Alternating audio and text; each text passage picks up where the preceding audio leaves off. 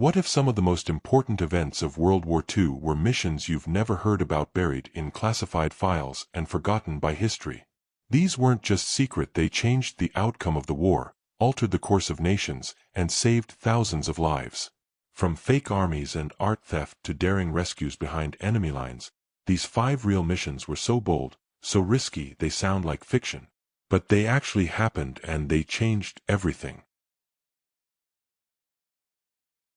In the dim recesses of Gibraltar's limestone heart, a mission was born, not to strike, not to rescue, but to watch. Operation Tracer was a plan so secretive that even decades later, many of its details remained buried beneath layers of silence. The British War Office, in anticipation of a Nazi occupation of Gibraltar, devised a chilling strategy. If the rock fell, a small group of men would be bricked into a hidden chamber, tasked with one goal: observe and transmit enemy naval movements until they died or the war ended. The idea came from naval intelligence officers concerned that if Gibraltar was taken by Axis forces, the British would lose a strategic listening post at the entrance to the Mediterranean. From this narrow strait past convoys, battleships, and submarines, controlling it meant controlling the flow of war. In 1941, under utmost secrecy, construction began on a hidden room buried inside the rock. The entrance was invisible to the casual observer, shielded by natural cave formations and man-made stonework.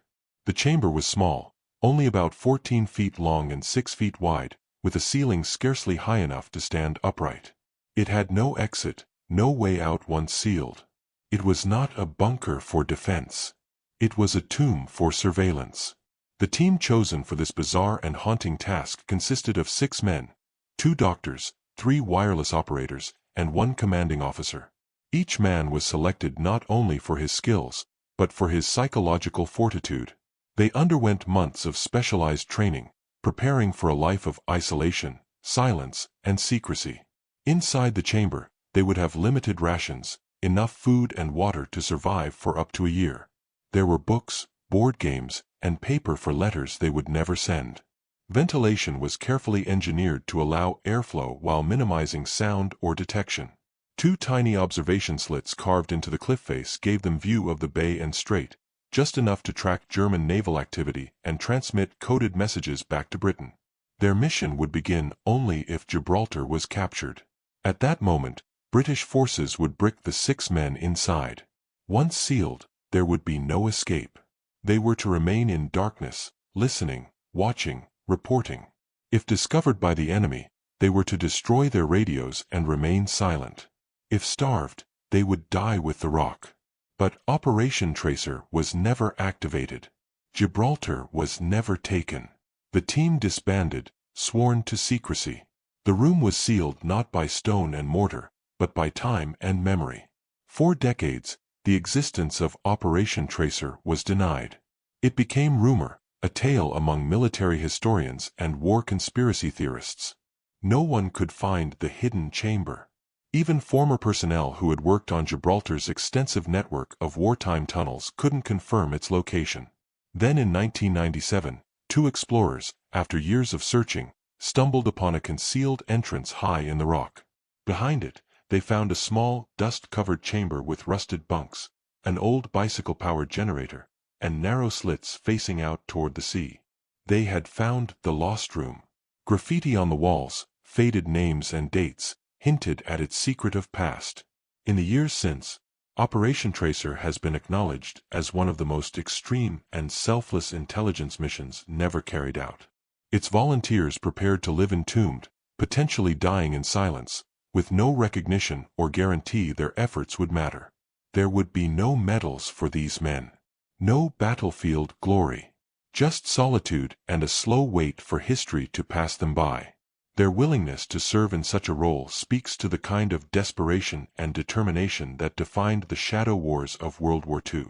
In an era of spies, deception, and coded transmissions, Operation Tracer remains a haunting monument to the idea that sometimes, watching can be as powerful as fighting. The chamber has since been restored as a historical site, but remains largely inaccessible to the public. Its legacy, however, echoes far beyond the walls of the Rock of Gibraltar. Operation Tracer is a reminder that some missions were meant to be invisible. Some victories were won not by gunfire, but by those willing to disappear completely for the sake of a war that demanded everything. War is often remembered through images of destruction, tanks rolling across battlefields, soldiers entrenched in muddy trenches, cities reduced to rubble. But in the shadows of World War II, there existed a different kind of unit. One that didn't fire bullets, but illusions. Known officially as the 23rd Headquarters Special Troops, they were better known by a name whispered among military insiders, the Ghost Army. Formed in 1944, the Ghost Army was a top-secret U.S. Army unit composed of around 1,100 men. What made them unique wasn't their numbers, but their backgrounds. They weren't ordinary soldiers, they were artists, designers, sound engineers, set builders, and actors. Many of them had trained at places like Pratt, Cooper Union, and Yale. Some would go on to be famous after the war, Ellsworth Kelly, Bill Blass, and Art Kane among them. But during the war, they had one purpose: to deceive the German military.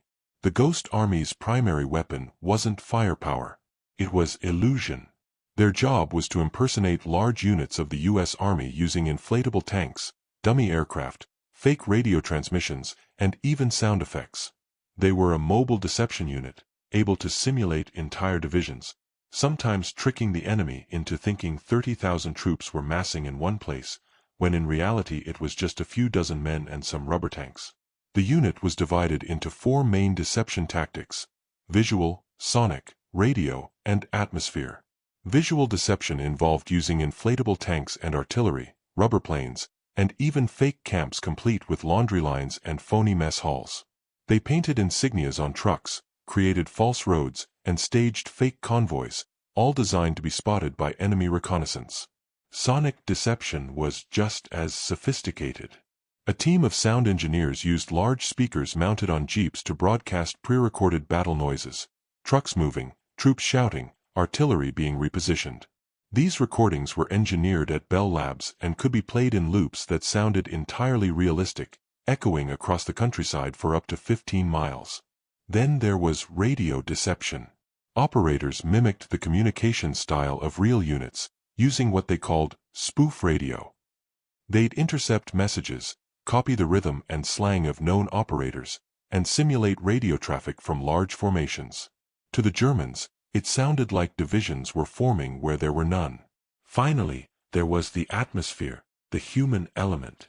Ghost Army soldiers dressed in the uniforms of other divisions swaggered through towns pretending to be officers, and casually dropped false information in bars or near local spies.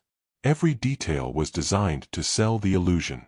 One of their most daring missions came just before the Battle of the Rhine in March 1945. The Ghost Army was tasked with simulating 2 entire divisions, the 30th and 79th Infantry Divisions, on the west side of the Rhine River to draw German focus away from the actual crossing point. For several nights, they pumped up inflatable tanks, broadcast fake radio chatter, and blasted the sounds of troops preparing for a river assault. The deception worked. German forces stayed focused on the false location, allowing General Patton's troops to cross the river with minimal resistance. Another mission, Operation Brest, involved a complex deception in Brittany, France. The Ghost Army simulated artillery reinforcements to distract from real assaults. They moved fake tanks at night, used lights to suggest movement, and sent false signals suggesting troop buildup. German commanders adjusted their positions accordingly, fighting shadows, not soldiers. What made these missions even more incredible was the risk. If caught, Ghost Army soldiers were under strict orders to never reveal their true mission. They carried only light weapons and no heavy artillery. Had the Germans discovered the deception, they could have easily wiped them out. But secrecy was paramount. Their very survival, and the success of Allied operations, depended on it. The Ghost Army operated under the highest levels of classification. Even fellow American troops often had no idea they were dealing with decoys. To maintain the ruse, Ghost Army members would sometimes act their roles in front of Allied units, saluting, holding strategic-looking maps, and pretending to direct movements of non-existent battalions. By the end of the war, the 23rd Headquarters Special Troops had conducted more than 20 full-scale deceptions across Europe, saving thousands of lives by diverting enemy forces and confusing German intelligence. They marched through Normandy, Belgium, Luxembourg, and into Germany, creating a moving wall of illusion that allowed real troops to strike in unexpected places. Their work remained classified for over 40 years.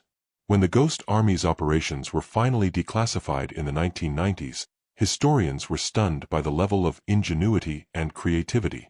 The soldiers themselves had kept quiet for decades, bound by oaths and a deep understanding that their success depended on remaining invisible, not only to the enemy but to history.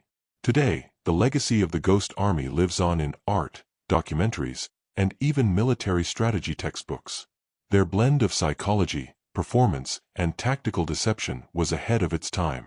They showed that war could be fought not only with strength, but with imagination. What they proved above all was that illusion, when perfectly crafted, could be just as powerful as firepower. They weren't warriors in the traditional sense, but they were warriors of misdirection, stage performers on the battlefield, whose art may have turned the tides of war more than anyone realized. In the dark corners of war, victory often depends not on who has the bigger guns, but on who tells the better lie. One of the boldest and strangest deceptions of World War II came not from the battlefield, but from a corpse drifting ashore in Spain, a dead man carrying lies so convincing they fooled Hitler himself. This was Operation Mincemeat, a plot so elaborate and improbable that it sounds like fiction. But it was very real, and it may have changed the entire course of the war. By 1943, the Allies were preparing a massive invasion of southern Europe. The obvious target was Sicily, strategically located, lightly defended, and a direct path into the Italian mainland. The problem was, it was too obvious. German intelligence would surely expect the invasion to come there. The British needed to convince Hitler the invasion would strike elsewhere. But how? The answer came from a peculiar branch of British intelligence, the 20 Committee, known for handling double agents and deceptive operations. Two men, Ewan Montague, a naval intelligence officer, and Charles Chumley, a flight lieutenant with MI5, developed a daring plan: plant false documents on a corpse and let the body wash ashore in enemy-friendly territory. If done correctly, the Germans would believe the fake papers were genuine intelligence. The corpse would need to appear as though it had died in a plane crash at sea, clutching sensitive information, complete with official documents, photos, and personal effects. The trick was finding a suitable body. After a long search, they located a man who had died from ingesting rat poison, likely a homeless Welshman with no surviving relatives. His body, with signs of pulmonary edema, would support the story of drowning.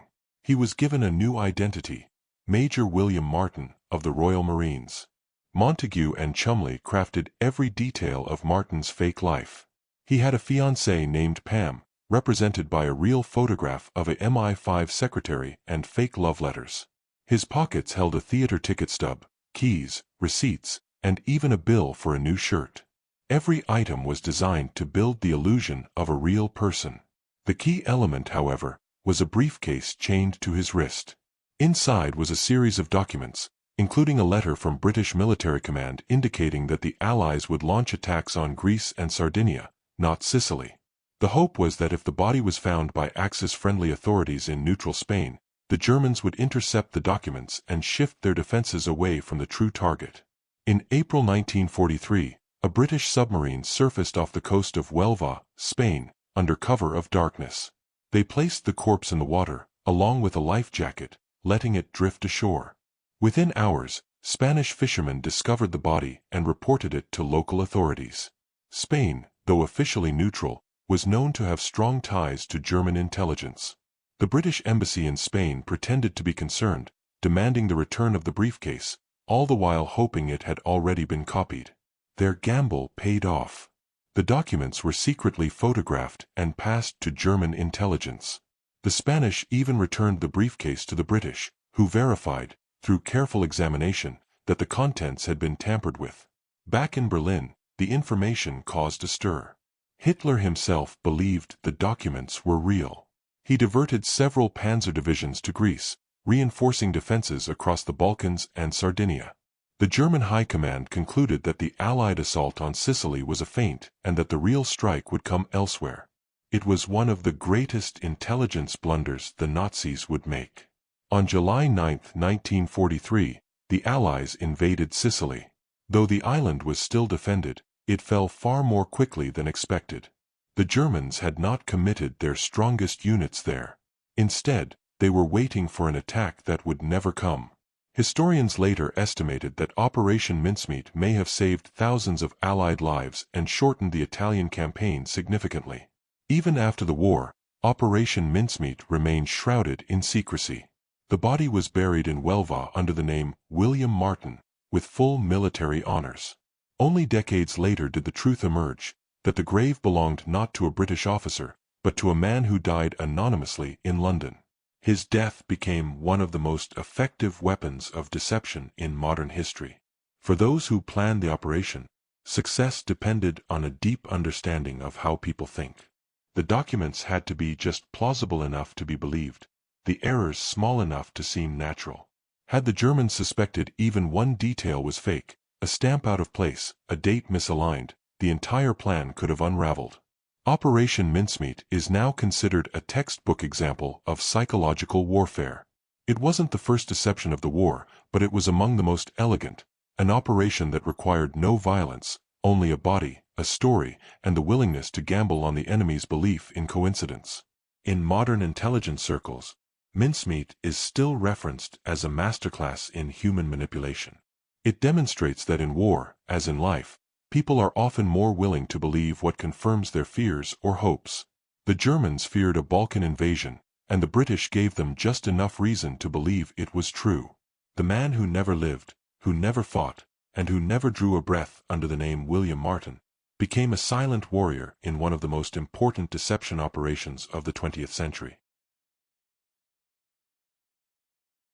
In the dense mountains of Nazi-occupied Yugoslavia, surrounded by enemy patrols and inaccessible terrain, a quiet miracle unfolded.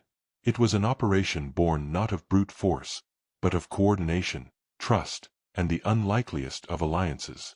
Known as Operation Halyard, this mission rescued more than 500 Allied airmen stranded deep behind enemy lines, without losing a single man. Yet for decades, the story was barely whispered, lost in the shadowy folds of wartime secrecy and post-war politics. The year was 1944. As the Allies intensified bombing campaigns against Axis targets in Eastern Europe, hundreds of American and Allied bombers flew over Yugoslavia, targeting oil refineries, railroads, and military installations. But the skies were treacherous. German anti-aircraft fire and Luftwaffe fighters brought many planes down. The airmen who survived often parachuted into hostile territory. To many, falling into enemy-occupied Europe meant capture or death.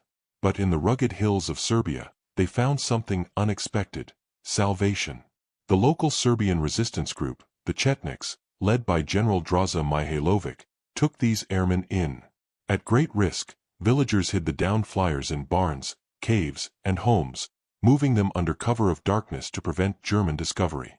The Chetniks had their own reasons to help. They opposed both the Nazis and the growing communist resistance led by Tito. Still, sheltering foreigners brought terrible danger. Whole villages could be massacred if the Germans learned of their presence. The airmen's locations soon reached Allied intelligence. The Office of Strategic Services, OSS, forerunner of the CIA, learned of hundreds of Americans stranded in the Serbian mountains. But reaching them was nearly impossible. No roads led into the area. German forces surrounded the region, and the terrain was unsuitable for land-based rescue. That's when the OSS, in coordination with the 15th U.S. Air Force, launched Operation Halyard, an unprecedented plan to extract the trapped airmen by air, using makeshift runways carved out of mountain plateaus. In August 1944, a small OSS team led by Lieutenant George Muslin, a former college football player turned intelligence officer, parachuted into Yugoslavia. Their mission was delicate. Not only did they need to build a functioning airstrip under the noses of the enemy, but they had to do it with the help of a resistance group whose relationship with the Allies was increasingly tense and politically sensitive. Together with the Chetniks, villagers, and the airmen themselves, The OSS began transforming a flat mountaintop in the village of Pranjani into a landing zone. With picks, shovels, and bare hands, they leveled trees, cleared rocks, and smoothed earth. All while German patrols roamed nearby valleys. On the night of August 9th, under moonlight, the first C-47 transport planes arrived, flying low to avoid detection. As their wheels touched the makeshift runway, cheers erupted from the airmen and villagers alike. Within hours, 40 airmen were safely aboard and lifted out of danger. It was the first of many flights. Over the next several weeks, the OSS coordinated a series of nighttime evacuations. Each mission was a gamble. Pilots flew without lights, relying on flares and lanterns to mark the landing path. Every trip risked German interception. But the operation continued smoothly, thanks to the cooperation of the villagers, the discipline of the airmen, and the skill of the pilots. By the end of Operation Halyard in December 1944, 512 Allied airmen, mostly Americans, had been rescued. Not one was captured or killed during the operation. It remains one of the largest and most successful airlifts conducted behind enemy lines in the history of warfare. But for decades, almost no one knew. The political aftermath of the war obscured the operation's legacy. As Yugoslavia fell under communist rule under Marshal Tito, Mihailovic and his Chetniks were labeled fascist collaborators by the new regime. The US and Britain, eager to maintain relations with Tito during the Cold War, distanced themselves from Mihailovic, even though he had risked everything to protect American lives. Mihailovic was later captured by Tito's forces, tried for treason, and executed in 1946. The airmen he saved, many of whom had testified to his heroism, were ignored by their own governments for decades. It wasn't until the 1990s and early 2000s that the story began to resurface. Veterans who had been rescued started telling their tales. Declassified OSS documents confirmed the scale and precision of the operation. Memorials were eventually built, and in 2005, the U.S. Congress posthumously awarded Mihailovic the Legion of Merit, recognizing his role in the rescue. For the men who lived because of Operation Halyard, the memories remained vivid. They remembered being fed, clothed, and guarded by villagers who had little for themselves. They recalled the faces of boys and old men standing watch with rifles, ready to defend them against Nazi patrols.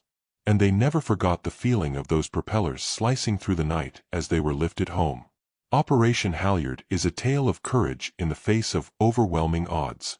Not just the courage of the airmen, but of farmers, resistance fighters, and secret agents who came together in one of the war's most unlikely alliances. It's a story buried for too long under politics and silence. Today, in the hills of Pranjani, there are monuments that mark the place where those C-47s touched down. But the real monument lives in the pages of forgotten history, a story where humanity rose above war, and strangers became brothers in the fight for survival. As Allied troops stormed across Europe, pushing back the Nazi war machine, another battle was being fought behind the front lines, one for the very soul of Western civilization. Priceless paintings, ancient sculptures, religious relics, and national treasures were vanishing. The Nazis were not just waging war on nations, they were trying to erase entire cultures. But a small, unlikely band of scholars, curators, architects, and artists took up a secret mission: to find and save the stolen art of Europe before it was lost forever. They were known as the Monuments, Fine Arts, and Archives section of the Allied forces. But among themselves and the few who knew of their work, they were simply the Monuments men. The mission began quietly in 1943, authorized by President Roosevelt after pressure from museum leaders in the US and Britain. The Nazis had already begun a systematic looting campaign. Under the orders of Adolf Hitler and Reichsmarschall Hermann Göring, art was being seized from museums, churches, and Jewish families across occupied Europe. Some pieces were destined for Hitler's planned Führer Museum in Linz, Austria, a monstrous gallery that would house the greatest collection of stolen art in history. The Monuments men were tasked with stopping it. There were fewer than 400 of them, and most were middle-aged. They weren't soldiers, they were professors, librarians, art historians, and architects. Men like George Stout, a Harvard art conservator who designed the team's field operations. James Rorimer, curator of the Metropolitan Museum of Art, who later became its director. And Rose Valland, a quiet French woman who secretly tracked Nazi looting under the noses of the Gestapo while working at the Jeu de Paume Museum in Paris. Their job was twofold: prevent Allied troops from damaging historic buildings and art during combat, and recover stolen works before they were destroyed, lost, or smuggled away by retreating Nazis. But they faced enormous challenges. They had little authority, no vehicles, no weapons, and very little time. As the Allies liberated France, the Monuments men followed closely behind. They marked churches, cathedrals, and libraries as protected monuments to prevent accidental destruction. They entered recently liberated towns and cities, often discovering empty frames and vacant walls in once grand museums. The Nazis had already been there. The real breakthrough came from intelligence. Through documents, interrogations, and the tireless efforts of Rose Valland, they learned of hidden caches, salt mines, castles, tunnels, and remote alpine villages where the Nazis had stashed their stolen treasures. One of the most dramatic finds occurred in Altassee, Austria, where art was hidden deep in a salt mine beneath the mountains. The Nazis had stored over 6,500 pieces there, including works by Michelangelo, Vermeer, Rembrandt, and Da Vinci. They even placed bombs inside the tunnels, intending to destroy everything if defeat became certain. But in a moment of defiance, local Austrian miners, aware of the plan, sabotaged the Nazi demolition. When the Monuments men arrived, they discovered the art intact, stacked along endless corridors deep underground, covered in salt dust but unharmed. Among the works was Michelangelo's Madonna of Bruges, stolen from Belgium, and the Ghent altarpiece, one of the most revered religious artworks in Europe. In another case, Monuments men entered Neuschwanstein Castle, where thousands of pieces taken from private Jewish collectors and occupied nations were catalogued and stored. Many of the items had been personally selected by Göring, who visited the castle often to admire and steal more. The mission was not without its costs. Walter Huchthausen, an architect and art historian, was killed by German fire while protecting a church. Ronald Balfour, a British historian, died trying to safeguard artifacts during the advance into Germany. These were men who could have stayed behind, who had every reason to sit out the war. Instead, they chose to risk everything for paintings, sculptures, and manuscripts, because they understood that war is not only a battle for land, but for identity. By the end of the war, the Monuments men had helped locate and return millions of cultural objects. Yet the work didn't end with VE Day. 4 years afterward, they continued tracking missing pieces, returning them to rightful owners, and building a system of restitution that laid the foundation for modern art recovery and protection. But their efforts were nearly forgotten. For decades, the Monuments men received little recognition. Their mission was buried in classified reports, overshadowed by battles and politics. Only in recent years, through books, declassified files, and films, has the world begun to fully grasp the scale of what they saved. They didn't win the war, but they ensured that the future would remember who we were before it. Today, countless pieces of art hang in museums and churches, works that would have been lost to fire, theft, or the tunnels of greed, had it not been for a handful of academics with a deep love for humanity's creative soul. When the war tried to destroy culture, they fought to preserve it. Brushstroke by brushstroke, brick by brick, one masterpiece at a time. Every case adds a new layer of mystery, leaving more questions than answers. Which one lingers in your mind, and what's your take on what really happened?